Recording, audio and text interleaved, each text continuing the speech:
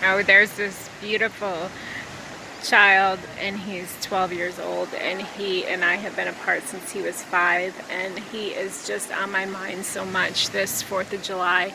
I think mostly because it was America's birthday, right? 4th of July, we're to celebrate our freedom, and so we can celebrate being free from the justice system, meaning we're not incarcerated on Mother's Day or Easter or any of those other days that Muslims don't celebrate that Christians do.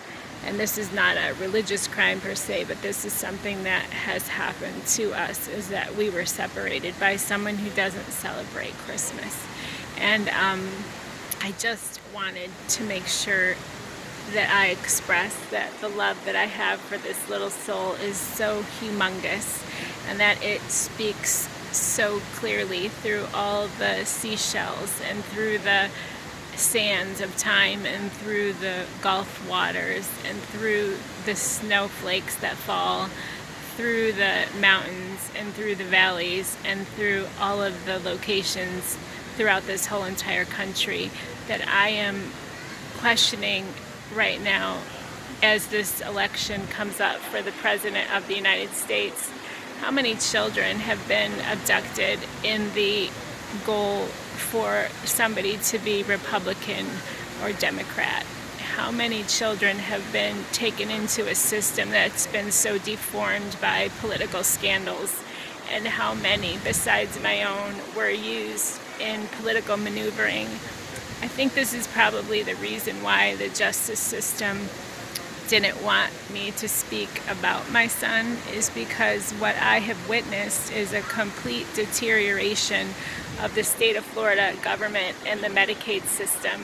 I was a former trainer for Medicaid, which means I was the certifying trainer, and I was somebody who certified the workers who were called case managers. Think of a case manager like an insurance claim handler, and the claims were processed either yes to be approved by Medicaid, no to be denied by Medicaid, and if they were denied by Medicaid, they could have been approved by another pot of money called Department of Children and Families. Most needed claims were handled by Medicaid. Again, if they were not covered by Medicaid, it was because they were not attached to a goal that the person stated. So let's talk for a few minutes about goals. My name is Elizabeth Nelson. I was living in an apartment home in St. Petersburg, Florida, in a beautiful 2-bedroom, 2-bath home with my son. Our long-term plans were to buy a new home, and every month that I paid my rent, a portion of my rent went towards my home. In my home was my home-based business, and my son and I each had a computer. I actually had two. I had a Dell Inspiron and a MacBook Air. These computers were in our home, and we had been given another computer by a friend of mine in the business and work sector, and that was to be used by my son. So he had his own desk with his own computer, and he was going into kindergarten. So his goals were to be kindergarten ready, and my goals were to be able to work around his school schedule. So I was working as a PTA mom, volunteer, and also a paid contracted employee with Coordinated Child Care, which is a division of Juvenile Welfare Board, meaning Juvenile Welfare Board funded them. So to clarify, that covers my work, right? And that covers my home. In my living area and in my work area and in my academic area, those kind of cover things that Medicaid would cover in the event that I was in any of their programs. So the other area that they used to look at was they used to look at living, socialization, work, and school. I might be missing one. My point is that who you were spending time with, who you were recreating with, who you were socializing with, that was important to the Medicaid system. So when I was a trainer, it was because I had already worked in the field of handling claims since 1994. So from November 1994, when I started working in healthcare in psychology, all the way through for the next 10 years, I worked in some aspect of Medicaid insurance. When my son and I were separated, he was on a Medicaid insurance program that covered his hospitalization when his appendix ruptured. Regretfully, what the state did was they separated us and they assigned a claim handler. And these claim handlers are not trained in the same way today that they were trained in the years past. So there's a big difference in how he was managed. And so in the field of Medicaid and in this country, it's not just happening in the state of Florida, it's happening throughout the country, that as these elections approach us, take a look at how your state is managing your health care. Because in our situation, I was a business owner who had worked as an employee publicly and privately for meaning public companies and private companies, worked for the largest healthcare system in the state of Florida. And I was given a Meritorious Service Award when I worked for the state. I was given a perfect performance evaluation and a raise in my last position in human resources, which they call team resources.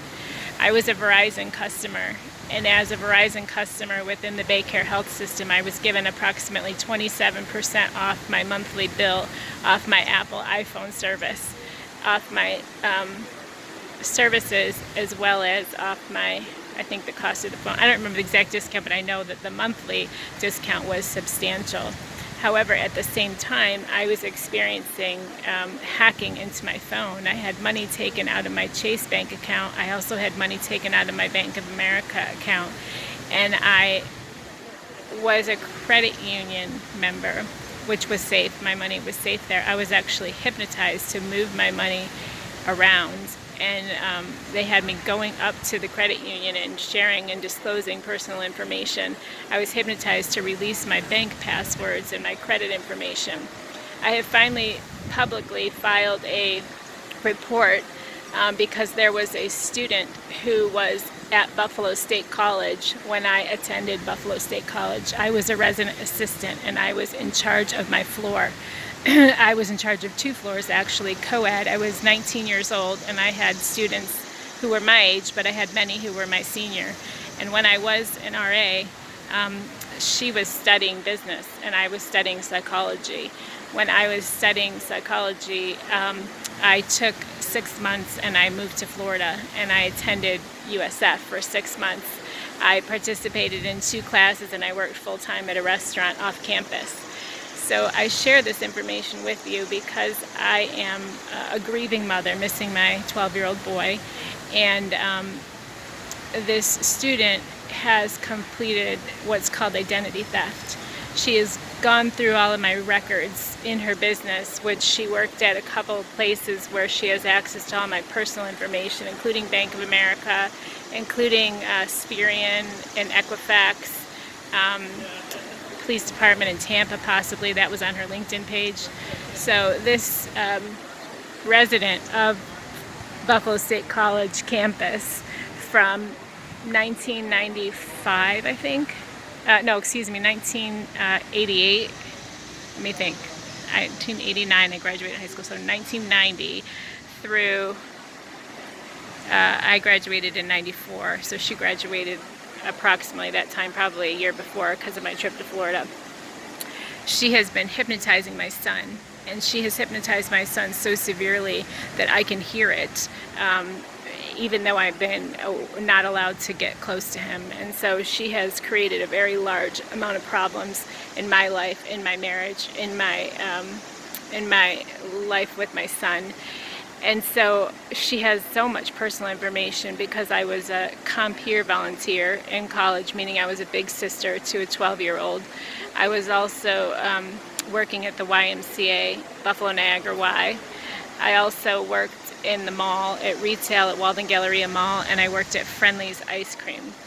When I was in college, I experienced something called sex trafficking, and it happened at Buffalo State College. And I didn't recognize it at the time because I didn't recognize it until I was separated from my son, and it happened again from the same person.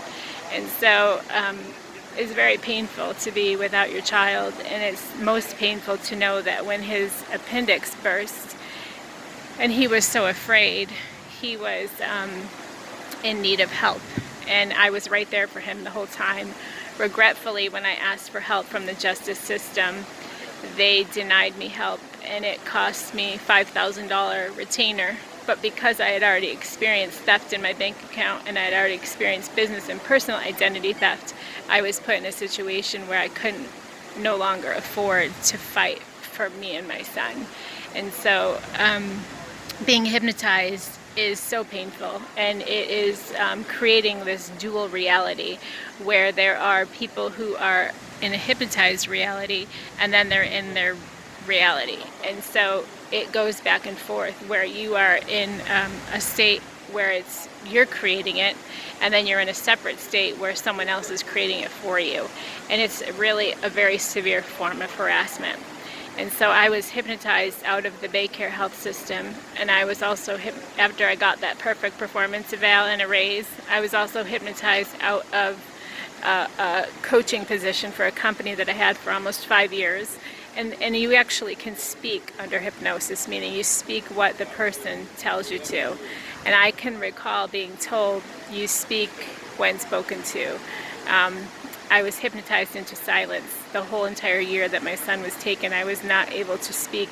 I would actually hang up the phone with family members and say, I can't speak. And so there are other people, including celebrities, who I've heard her harass and hypnotize. And I, as a research method, discovered that at the business in Pinellas Park called the Ottman Center for Transformation, they were using Reiki and they were using hypnosis as a form of stalking and as a form of putting people, business competition, out of business. So I just am recovering from a 7-year period of time of being hypnotized and harassed, but much longer period of time of experiencing human and sex trafficking. And so the pros of being able to express and seek help outweigh the cons. I have a very significant number of insurance policies which I can reopen now that I'm free from Florida's justice system and free from the slander, and I can speak and seek help for me and my son. Namaste.